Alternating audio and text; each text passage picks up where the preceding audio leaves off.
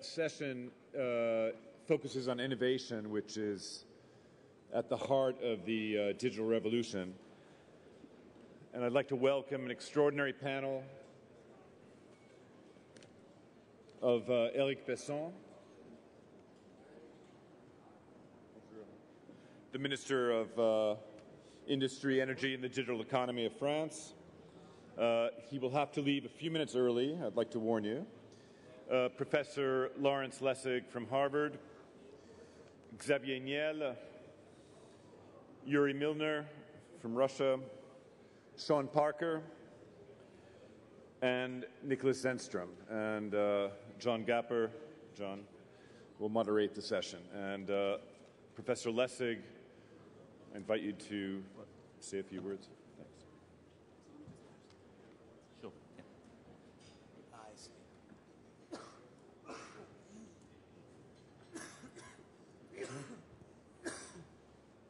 Excellent. You're on. Okay, good morning, everybody. We have an embarrassment of riches this morning, both intellectually and financially. By my count, we have a panel with a professor, a minister, and 4 billionaires. So they're clearly doing something right, and I hope that this morning we're going to learn a little bit from them about how to do it ourselves. Unfortunately, we've lost Chao, and the minister has to actually leave early for a cabinet meeting. So if we speak very fast and persuade him to change policy, we'll be able to change it almost immediately, because he'll go from here to persuade other ministers. We're going to start with Professor Lawrence Lessig, who will give us a short presentation, which we're all looking forward to. Professor.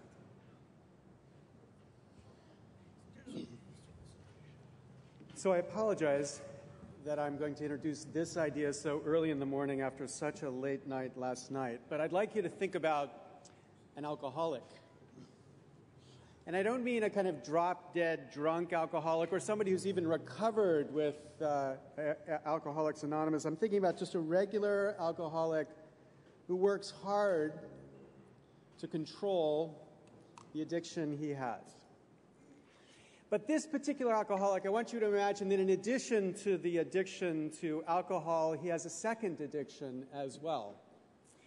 Not the debilitating addiction that keeps him down all day and not a recovered drug addict, but an addiction nonetheless that continues to pull him in another way away from what he wants to do. A person with two addictions pulling different ways, making him vulnerable, making him dangerous as he is susceptible to the temptations of each. And the trick for this soul is to control and to regulate these addictions, to keep them under control.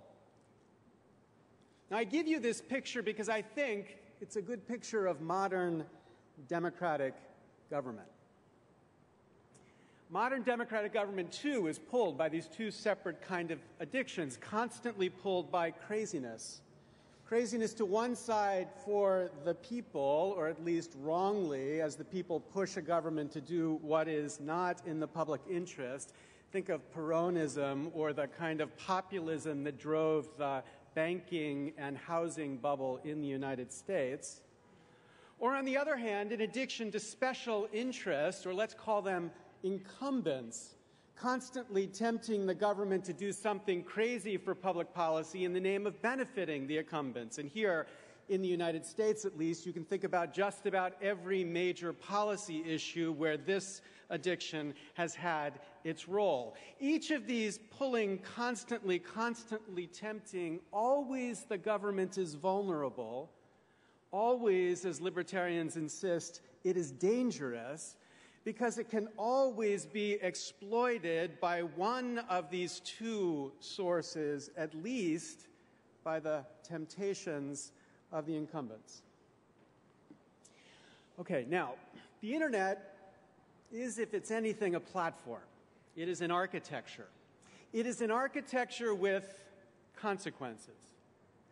It's an architecture that enables innovation, or at least enables a certain kind of innovation. For think of the history of innovation in the internet. Netscape, started by a dropout from undergraduate university. Hotmail, started by an Indian immigrant, sold to Microsoft for $400 million. ICQ, started by an Israeli kid and then his father, who was here selling it to AOL for $400 million. Google, started by two Stanford dropouts.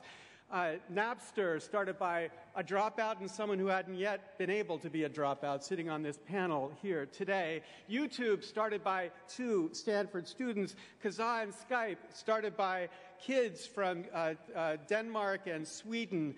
And then, of course, Facebook and Twitter, started by kids. What unites all of these innovations?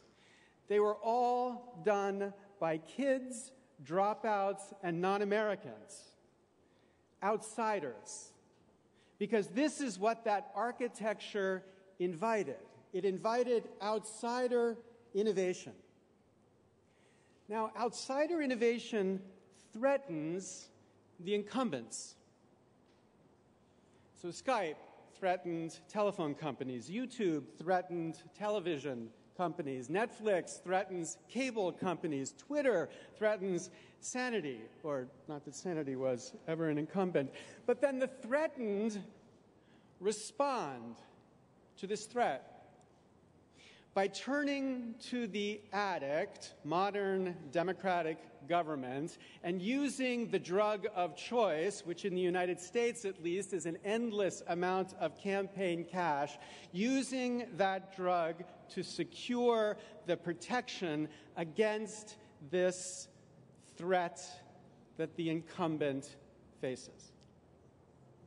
Now, this was the point that I think President Sarkozy missed yesterday in the question that Jeff Jarvis raised when he suggested that the principle that should be carried to the G8 is that government do no harm.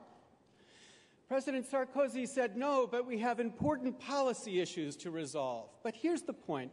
We get that there are hard policy issues here.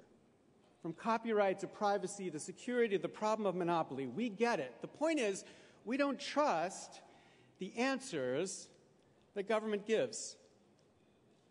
And for good reason, we don't trust these answers, because on issue after issue, the answer that modern democratic government has given here is an answer that happens to benefit the incumbents and ignores an answer that might actually encourage more innovation. So think, for example, about the matter of copyright. Of course, we need a system of copyright that guarantees that creators get compensated and secures their independence to create. No one serious denies that we have to have that system of protection. The question is not whether copyright should be protected. The question is how to protect copyright in a digital era, whether the architecture of copyright built for the 19th century continues to make sense in the 21st. And what is the architecture that would make sense in the 21st? Now, is this the question the government is asking? I think the answer to that's no. Instead, what the government is proposing around the world, especially here, and I apologize to my colleagues from France, but this is a technical legal term. The proposal suggested here is a, quote, brain-dead, three strikes proposal that happens to benefit incumbents, ignoring the potential of innovation that could come from a new architecture for securing copyright. And you don't have to take my view for this. The recent report from the Conservative government in Britain, the Hargreaves report, says of copyright, could it be true that laws designed more than 3 centuries ago with the express purpose of creating economic incentives for innovation by protecting creators' rights are today obstructing innovation and economic growth? The short answer is yes. In the case of copyright policy, there is no doubt that the persuasive power of celebrities and important UK creative companies have distorted policy outcomes, and not just, I suggest, in the UK. Or think about the question of broadband policy. Europe has actually been quite successful in pushing competition in broadband and therefore pushing broadband growth. The United States has been a dismal failure in this respect. As we watched the United States go from number 1 in broadband penetration now to, depending on the scale, number 18, 19, or 28.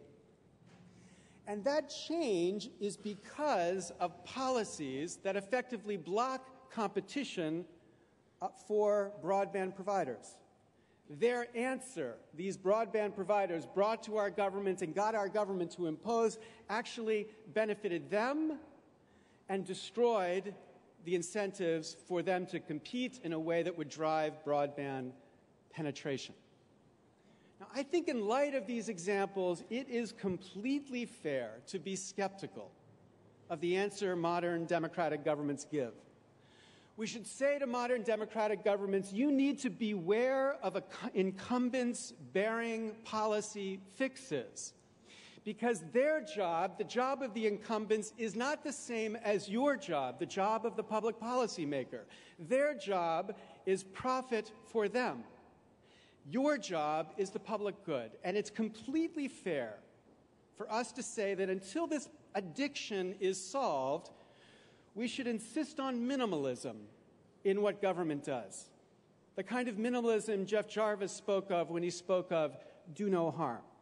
An internet that embraces principles of open and free access, a neutral network to guarantee this open access, to protect the outsiders. For here is the one thing we know about this meeting and its relationship to the future of the internet. The future of the internet is not Twitter, it is not Facebook, it is not Google, it is not even Rupert Murdoch. The future of the internet is not here. It wasn't invited. It doesn't even know how to be invited because it doesn't yet focus on policies and fora like this. The least we can do is to preserve the architecture of this network that protects this future that is not here. Thank you very much.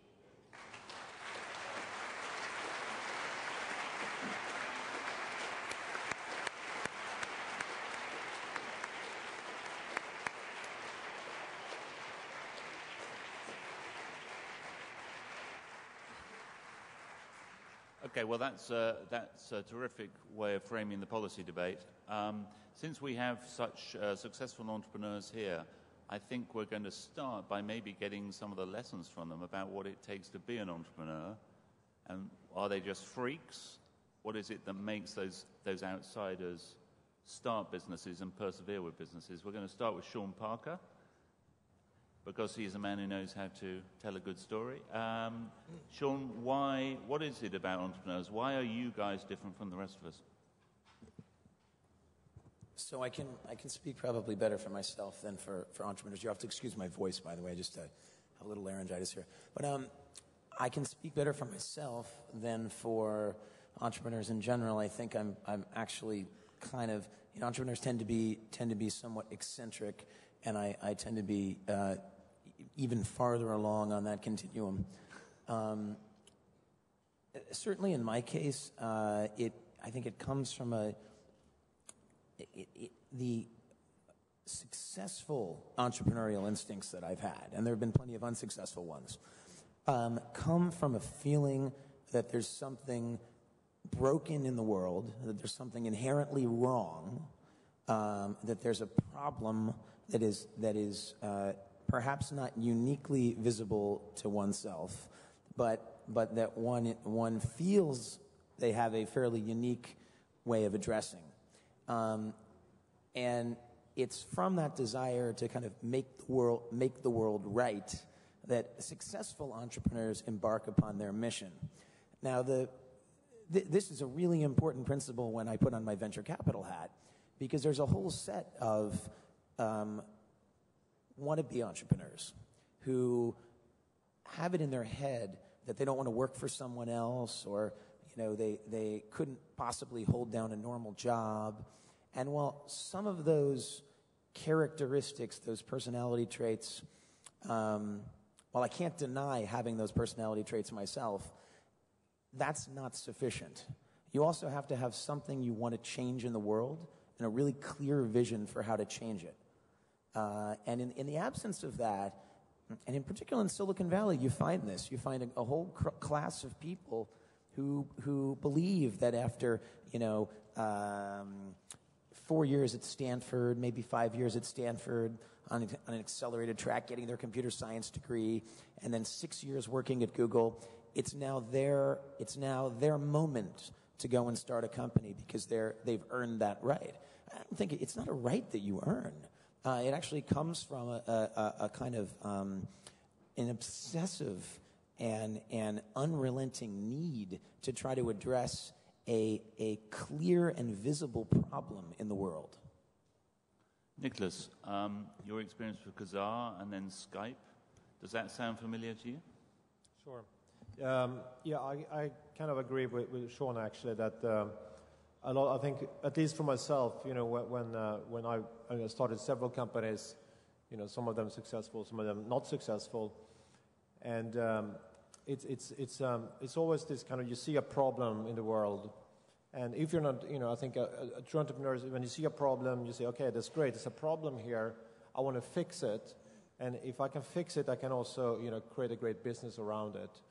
And personally, for me at least, it was also very much that you want to make an impact. We want to make a lasting impact and drive that change. But also, I think it's a way you want to do. In my case, was always like you want to do things in a different way, because if you look at most kind of companies being successfully created by entrepreneurs, they're doing kind of this swimming upstreams. And they're doing things in a very different way, for most people, a very unexpected way. They're not doing the way that, Gartner Group have forecasted or predicted how things would do. So I think it's that kind of ability to see, see the thing that maybe other people don't see that's completely obvious, and have that, also believe in yourself to be able to go out and drive that. And do you look for a fat, incumbent, lazy target to destroy? What is interesting today, much more than even when we started Skype in 2002 and Kazaa in 2000 and so forth, is that it becomes, for every day, it becomes easier to start a company and to create real innovation from a small startup with very little capital, because there's so much available technology, and this whole platform, the internet that Larry talked about is like it's such a huge impact if you can reach all these hundreds of millions of people who are connected today. So, but as an entrepreneur, you don't care about the others. You care about what you can do. I mean, it's like everyone who's gone to business school learn about sustainable competitive advantages, and that doesn't become more true than if you have using some piece of software and internet services and solving a problem that others did in a very, very old-fashioned way. So I think when people talk about disruptive technologies and so forth, it's not about destroying something for someone else. It's creating value for consumers and customers, and of course for your own company. Xavier, you're in an elite group, which may in fact only include you, of billionaire internet entrepreneurs in France. Is France a more difficult place to be an entrepreneur? No, I think we have a problem of market. Okay, the European market is a succession of small countries. It's very easier for in the US or in China, because you have a big internal market, so you immediately could be global. But in France, which is a pretty small country, you have the frontier with all other European companies. So when you set up a company in France, it's only for an internal market of 60 million persons, so 60 million people, customers. So it's very, very difficult to set up a big company in France or in each country in Europe. And is there an issue of culture or venture capital backing or something else that holds back entrepreneurship in Europe compared with the US? It's a barrier of the language. Now we have, only since 10 years, we have euro, only one money, but you have frontier, you have different taxes in each country in Europe, and it's really difficult. When you set up a company in France, you can't directly open it in Germany, UK, or Italy. So it's very difficult to set up directly one European company. Yuri Milner's got a lot of expertise in both the US and in Russia, but I'd just like to ask him briefly about Russia, because in Russia, the incumbents are sometimes protected by unusually harsh means. But you've been successful in investing in a number of Russian growth companies. What's Russia like as an environment for the entrepreneur? Well, it's hard to believe, but two largest European internet companies are Russian companies now. It's Yandex that went public yesterday, which is about $11-12 billion business, and then Niel, which is $8 billion business. These are the two largest European internet companies out of Russia. So Russia should be doing something right, at least, in this particular area. And essentially what Russia is doing is really not regulating too much. It's a very open and lightly regulated environment, which allowed, how many sectors you can name where Russian companies are largest in Europe outside the natural resources business? It's not really a lot, but this particular sector is actually doing extremely well. It's also fed by a significant number of very bright engineers. Some of them, work on Facebook. Some of them, work in other countries. But a decent number of them stay in Russia, and they run these companies. So it's an interesting phenomenon where Russia is kind of leading Europe in many ways in this particular area. Eric, we've heard accusations that France is not, during this week, that France is not a friendly environment for entrepreneurs, that it's an environment that protects its incumbent industries. Can you give us a view of the situation for the entrepreneur and the outsider in France?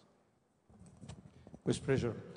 First, I understand I will be the only one to speak French this morning. I apologize, so you should take your headphones.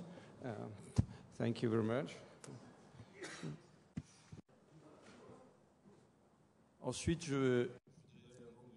But before answering your question, I'd like to read a tweet that I just saw. Someone named Jean Rem says, on the stage, there's a professor, a minister, and 4 billionaires at the EJ Forum. I tweeted back. I said, what's the game about here? Is the game to find the mistake? And maybe the mistake is how we're talking about entrepreneurship in France. But to answer this morning's specific question, I'd like to make 3 simple points. Firstly, we're all aware that there is an ever stronger link, a more mechanical link between innovation and growth. The McKinsey survey presented to us yesterday shows this clearly. All countries that have strong growth rates, and we saw this again during the crisis, all those countries with strong growth rates are countries that have spent a large portion of their GDP on research and development and innovation.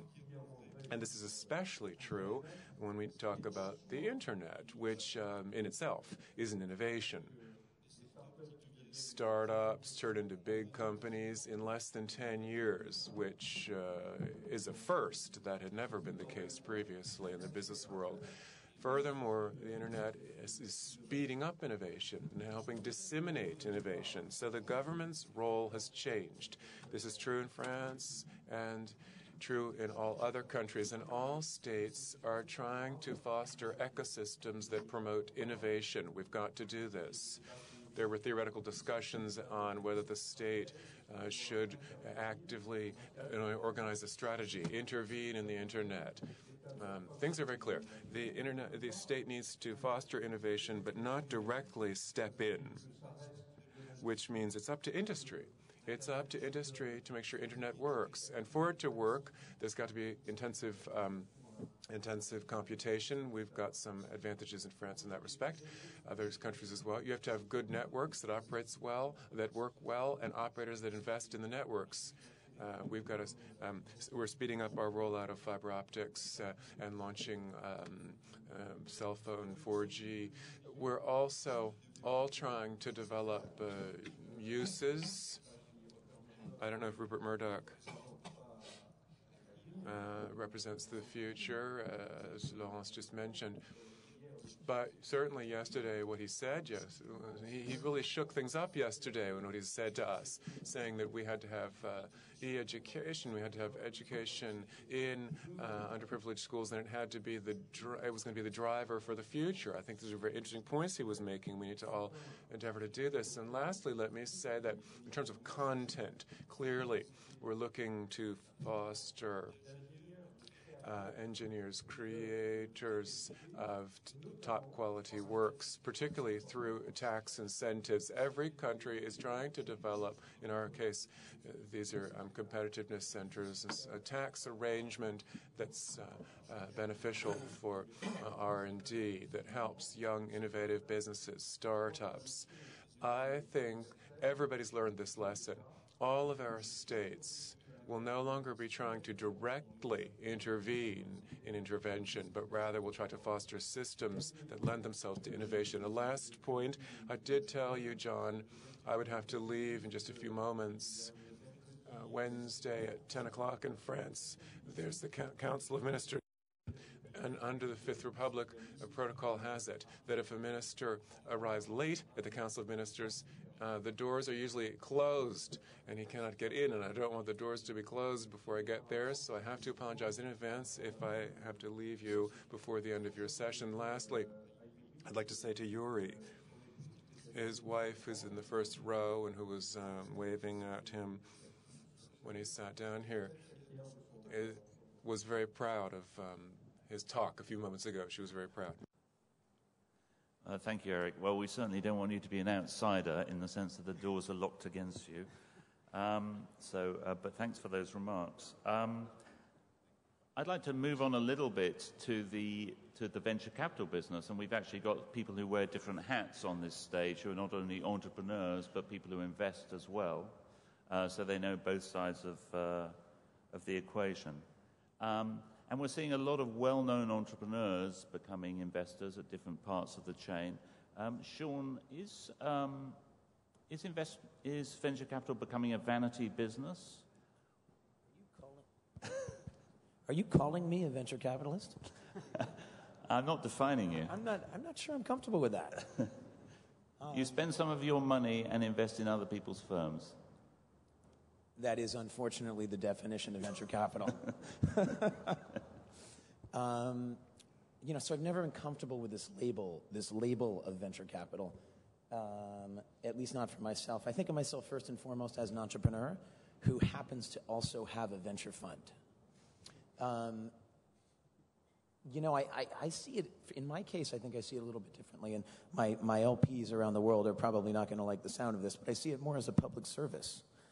As a chance to give back to another generation of entrepreneurs. I've made more money in my entrepreneurial pursuits than I could ever need. So to the extent that I'm involved in investing, it's mostly because I want to try to impart some wisdom and some guidance to a new generation of entrepreneurs. That I remember when I was starting out, I never really had anyone I could learn from. I had at no point in my career did I have any kind of mentor figure. This gets back to what Larry Lessig was saying about being an outsider. I do think that at least some of the entrepreneurs on this panel were consummate outsiders. And as an outsider, you don't start out with a set of relationships. You don't start out really knowing anyone. And you have to sort of you work your way into that system. Eventually you meet people who know how things are done. There's a whole set of mistakes that you make that are inefficient in the sense that they would have been obvious to anyone who had a little bit of experience. So, in my role as a VC, I think it's more out of a sense, a desire to perform this kind of service than it is a career for me. Okay, can I just ask you one question before we move on? You wanted to invest in Warner Music, I think. You were interested. Yeah. What is it that drew you to an old business like that, a business that you'd helped to undermine? Was that public service? Well, I was thinking of investing $100 million in the company, so hopefully that's not public service. That's that would be like endowing the wing of a hospital. I guess now that the process has basically concluded, I can speak openly about the motivations. I think that there's a pretty dramatic change in the way music is monetized that is on the cusp of happening. I think the back catalogs of the record labels are going to become extremely valuable in the same way that the back catalogs of the publishing companies have become extremely valuable. And you have to, if you believe that this transformation is occurring in distribution, so the distribution model, which has been inherently broken since Napster and also Kazaa, I can't take full responsibility.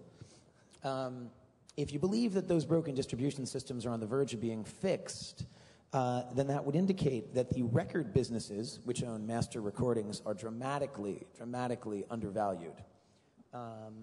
You look at iTunes, for instance, and you see the old model. You see a lot of singles, and you see the popular stuff, the top 40, the top 100, is driving most of the consumption. You look at a platform like Spotify, on the other hand, and you see that it's the back catalog that's driving the consumption. Because users are given an opportunity to build a library, to construct playlists, to become obsessed and addicted to those playlists before they actually pay for the music. And as a result, they build massive libraries. And eventually, when they want to take those libraries with them and put them on their iPods or burn them to CD, then they have to become a subscriber or they have to buy that music. And that's a dramatic paradigm shift. And I think it implies that the traditional music companies are undervalued. Reason number two is a bit shorter, which is that, in the last 10 years, we've presided over, those of us in the music industry, the greatest destruction in value in the history of the music industry. A $45 billion industry has been brought to its knees. It's now a $12 billion worldwide industry. So assuming we can stabilize things and restore growth using some of these new technologies, it shouldn't be that difficult to preside over the greatest increase in value in the recorded music industry. Okay, thank you. Xavier, on the venture capital point, you make seed investing with entrepreneurs in France. What is it that drives you to do that?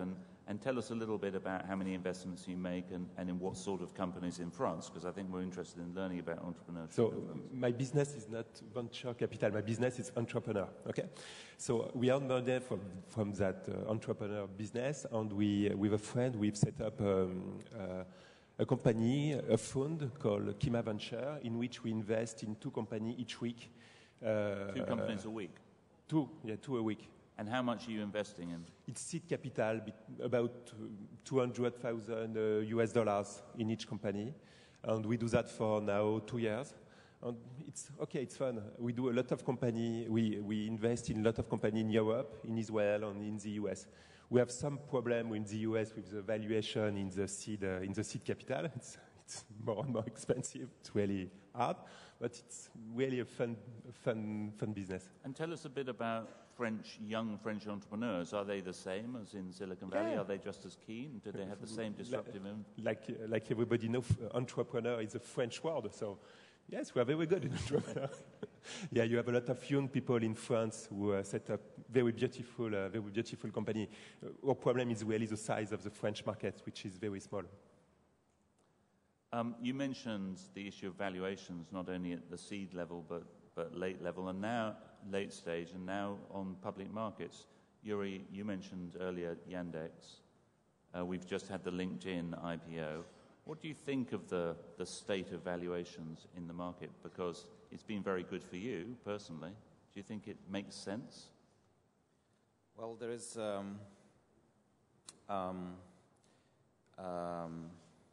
as you just outlined in your presentation, there is a collision between offline world and online world, incumbents and the newcomers, and one of those collisions is excitement, and fascination, and I think that is reflected in some of the valuations.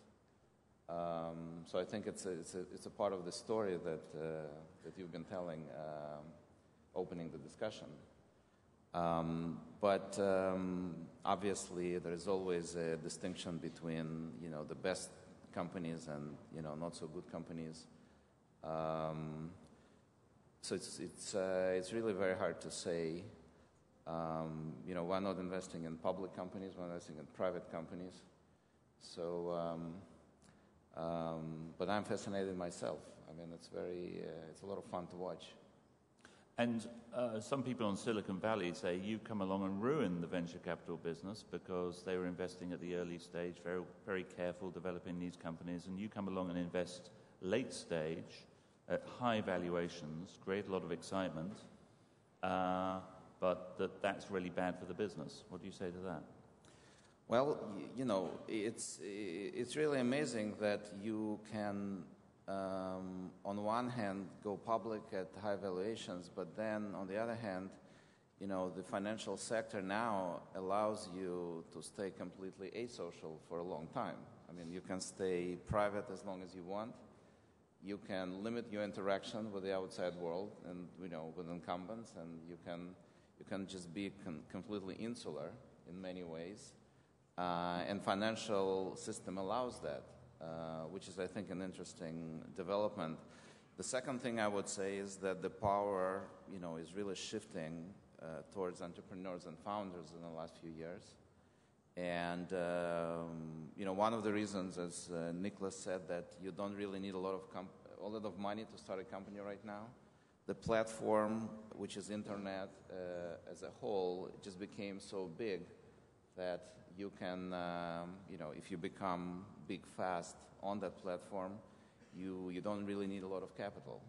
So this power shift, from the financial sector to the founders and entrepreneurs, I think, was very visible in the last few years. And Niklas, you now have a London-based venture capital business, or however you want to define it, investing across Europe. Do you have observations about the state of entrepreneurship in Europe and the barriers to it, or the nature of it? Yeah, we're investing globally, because what's happened is quite remarkable the last few years, is that today is really one global market. It's not so much like the French market or the German market, the American market. Companies which become successful online today, they are either becoming global winners, and then you have a lot of regional losers. So as an investor, if you look at one geography, you're going to lose out of the market. You're not going to be able to do due diligence. So what we do, we invest all around the world, actually. But so it's also interesting as we do that, because then we get to see, meet entrepreneurs from different geographies and different places. And but one of the reasons why I decided to start a venture capital firm and become an investor was very much because I am an entrepreneur. And I thought that in Europe I was very lonely, when we started our businesses, and I thought there was really no venture capitalists, no investors who had an entrepreneurial background, and there was really no ecosystem. Today is actually a very, very good ecosystem in Europe, where there's a lot of serial entrepreneurs. There are several other successful entrepreneurs who are also now becoming investors, either running venture capital firms or angel programs. And that's very, very healthy. And there's also what happened is, when you have a few successful tech companies in Europe, a lot of those people who are managers and maybe product managers and engineers, they go out and start companies, and you have this growing ecosystem. But I think that you need to, as an entrepreneur today, you need to look at the world as your market.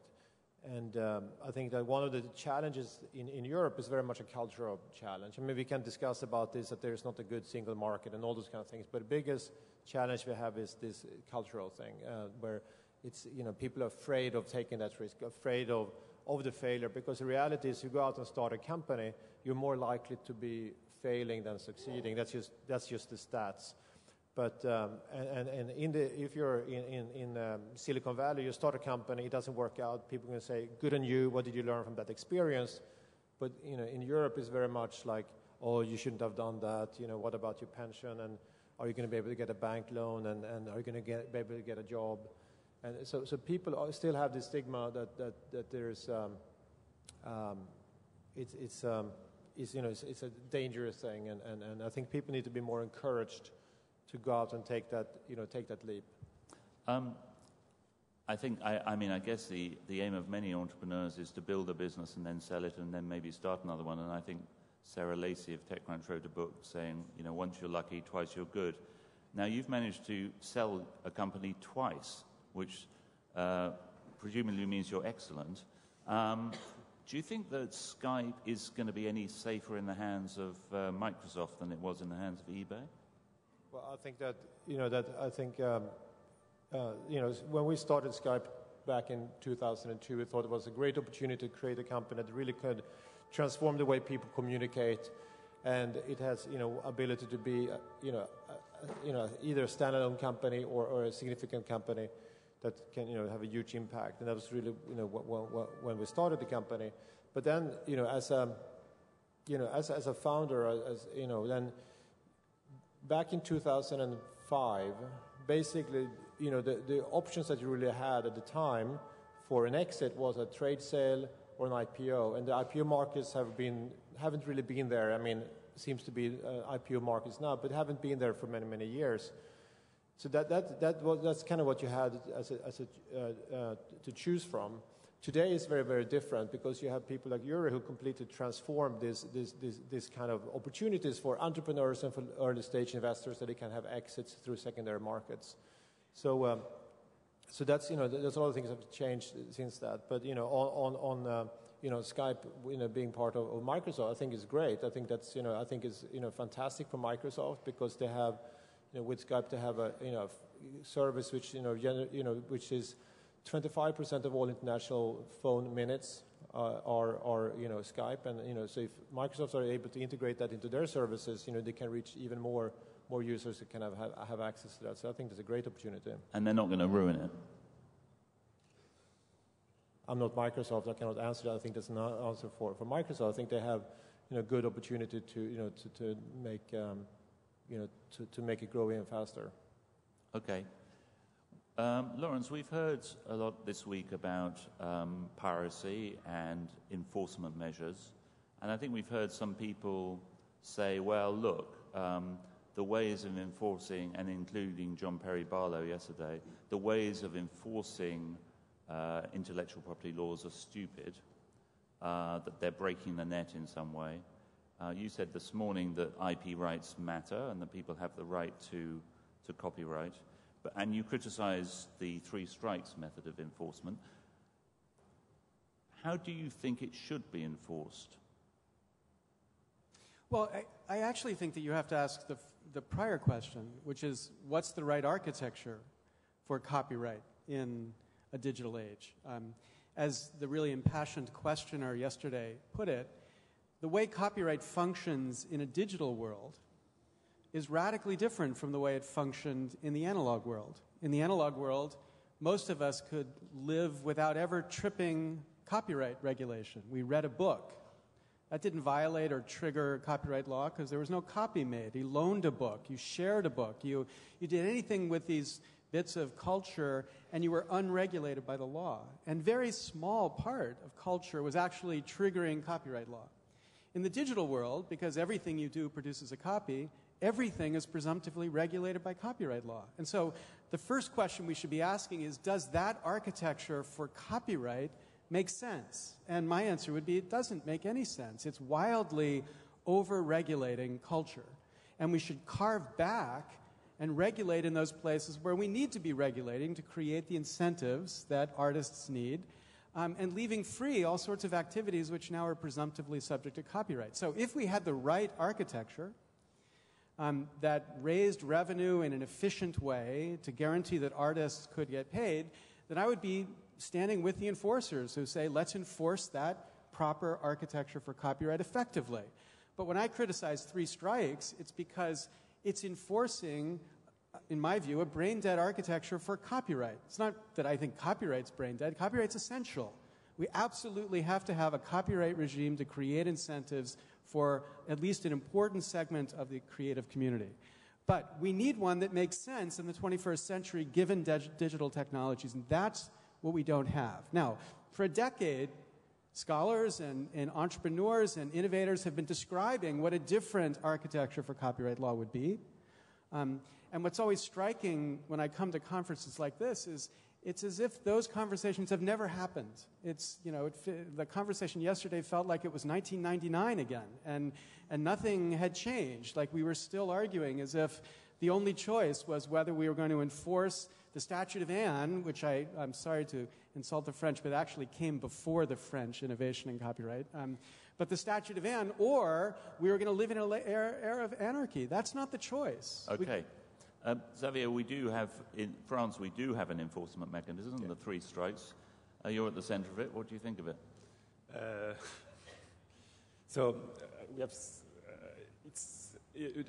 We have, we say always that the French have invented the copyright. So it's always difficult. But in France, we have a law where we speak together. You have a speech together between people, and it was very tough.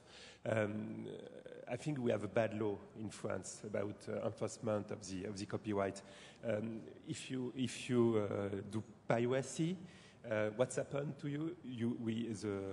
The government of the French government cut your access to internet. You don't have any more access to internet. So it's crazy. You can't do that. You can do whatever you want, but you can't do that. I think you can do a fine if you want anything you want, but not to switch off the internet access to people. So we have a crazy law in France today about piracy. I think we might have a little bit of light relief before we turn to the audience for questions. It's very rare that you get a film star on a panel. And in fact, we don't have a film star on the panel, but we do have somebody who was played by a film star. And it changed his public profile, and it changed, I think, probably his views of privacy. Did it, Sean? So there is definitely a certain irony in the fact that I was a founder of Napster and of Facebook, 2 companies which played a significant role in ushering in this transformation of media and the emergence of social media. So economically and financially and in sort of every other aspect of my life, I'm one of the greatest beneficiaries of this transformation of the media. And the irony lies in the fact that I am also one of its greatest victims. So for many years, I think culminating with this Hollywood film, I was abused and maligned by the media, but largely by the internet media, largely by unaffiliated, unaccountable bloggers who had no concept of journalistic standards or ethics, and managed to create this sort of caricature of me. And I watched from the sidelines as this character emerged week after week to enter into all sorts of bizarre hijinks, which were actually in some sense as entertaining to me as they were to everyone else. But it was slightly surreal that I had my entire identity commandeered by the blogosphere, coupled with Twitter, coupled with Facebook. So here I am, the greatest beneficiary of this transformation, and also, one of its greatest victims.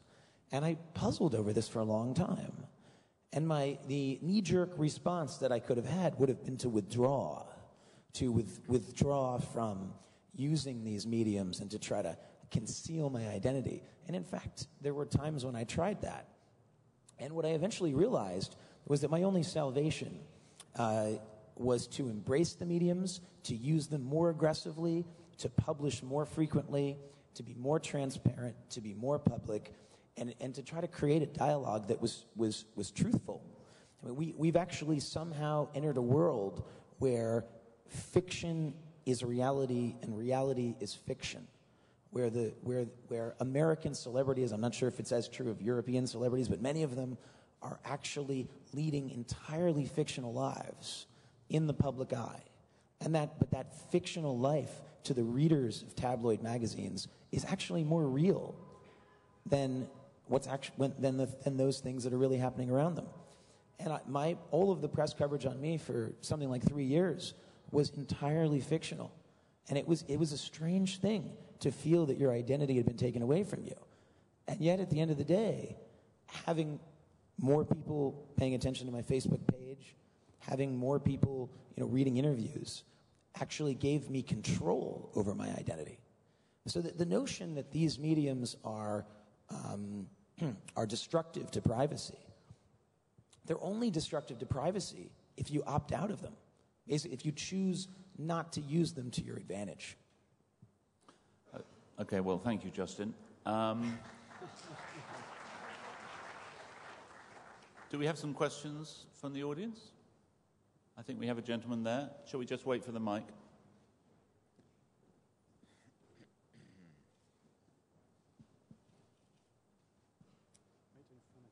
Thank you. Patrice Chazran for Digital Europe, which is the trade association of European digital industry.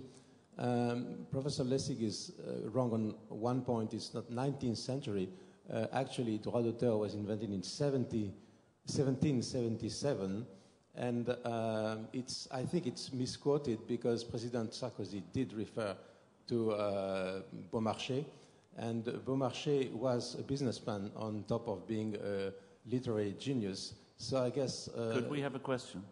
Yeah, it's more a comment than a question, I must say. But okay. If the world would be global and digital at this time, I think he would probably be the best advocate of modernizing copyright. Okay, great.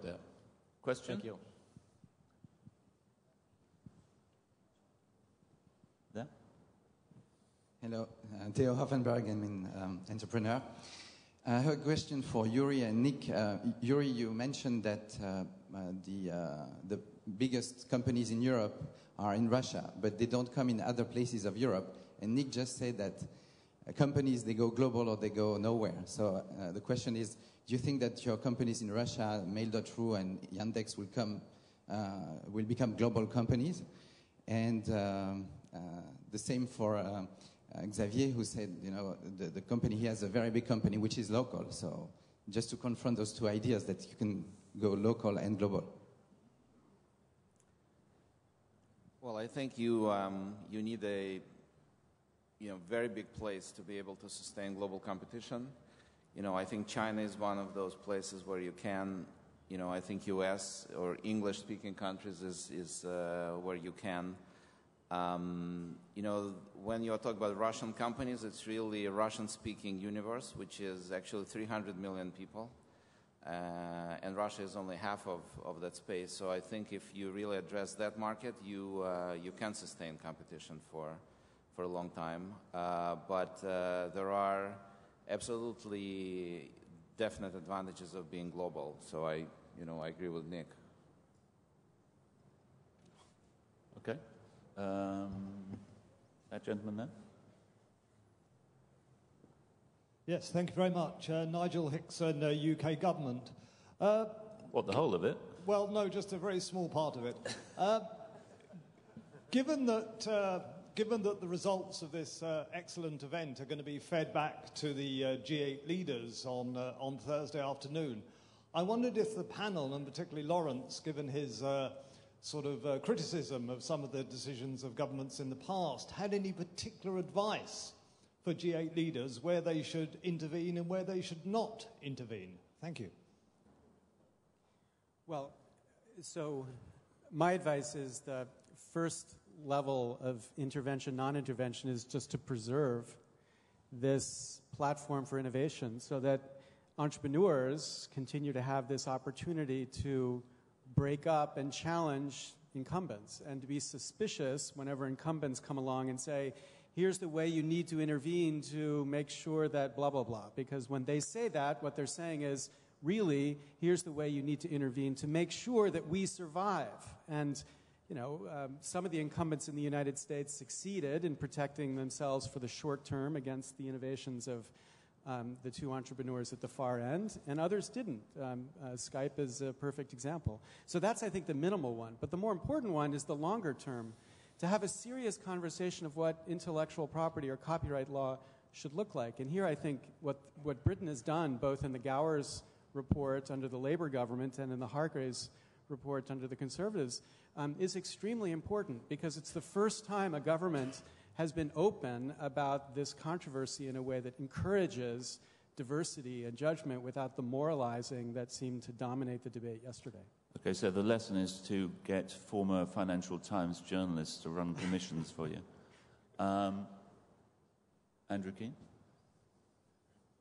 Hi, Andrew Keane from TechCrunch. There's a question for Yuri Milner. I'm wondering what Europe and perhaps even America can learn from Russia in terms of deregulating markets to encourage innovation. Seems like you've figured out the innovation business, whereas we haven't.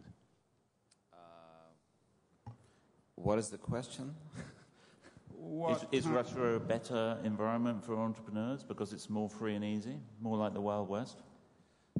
Well, there was, you know, what happened in Russia was the explosion of entrepreneurship, because, you know, there was a lead on that particular skill and character in Russia for a long time. And then when, you know, the market opened up and, you know, the old system collapsed, you know, all this energy that was accumulated for a long time, you know, came loose. And there was you know, really unprecedented explosion by any historical standards of entrepreneurship. And because Russian engineers were always very good, you know, that combination was very powerful. Now, what you see in the US is that there's a constant fire, you know, of innovation. I mean, it's not an explosion, it's just something that is taking place day after day for dozens of years, and definitely after the Second World War. And what I see now is actually the acceleration of this trend.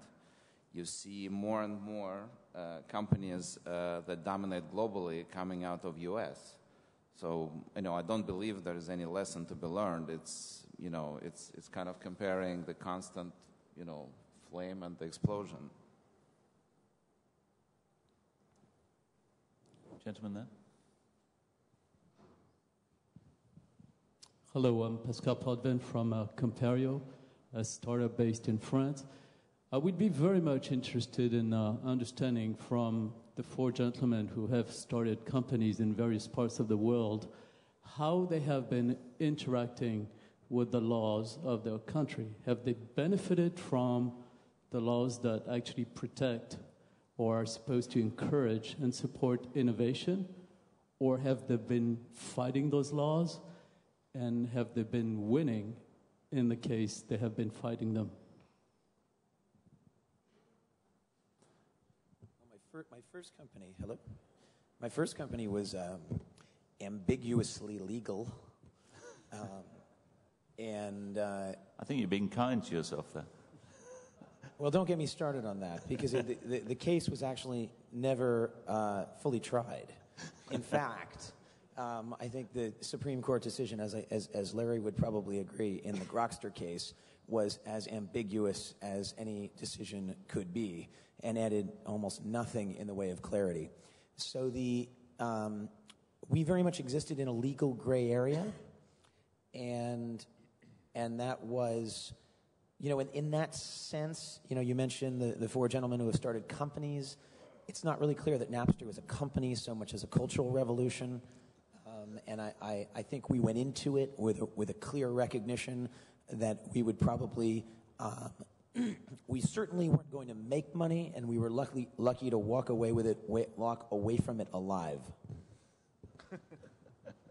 I can comment on that as well. It's interesting because When we started Kazaa back in 2000, we kind of saw what was happening with Napster, and we said, like, well, gee, that seems to be a lot of issues that these guys are having. So, but they also kind of captured the whole MP3 file sharing thing. So we said, let's just do an open network that anyone can share any kind of file. And with regards to music, let's go to the record labels and talk about a business model that they can benefit from. But at the time, you could not speak to them. It was just way too early. But what's interesting, with regards to different laws, that we were operating in the Netherlands, and we actually were tested in court, in the Supreme Court in the Netherlands, and the Supreme Court, said that the service that we were providing or the software we were providing were in fact legal. But so what happened here, when you're operating on the internet, you cannot just pick one jurisdiction, and we picked a jurisdiction where we're incorporated and where we're operated, where our offices. But because you're operating internationally, and then you have to deal with different jurisdictions, and many times you have conflicting laws.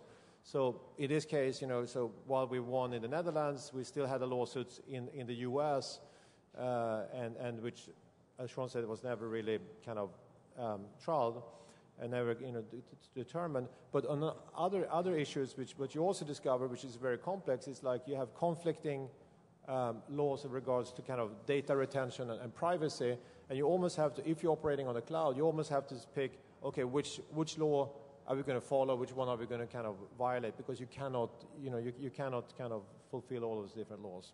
And it's a practical issue, but it's not really a real issue because for more practical reasons that doesn't really have a big impact. Okay, great. So I'm afraid, sadly, we've run out of time, and I'd just like to thank the panel for a fascinating discussion.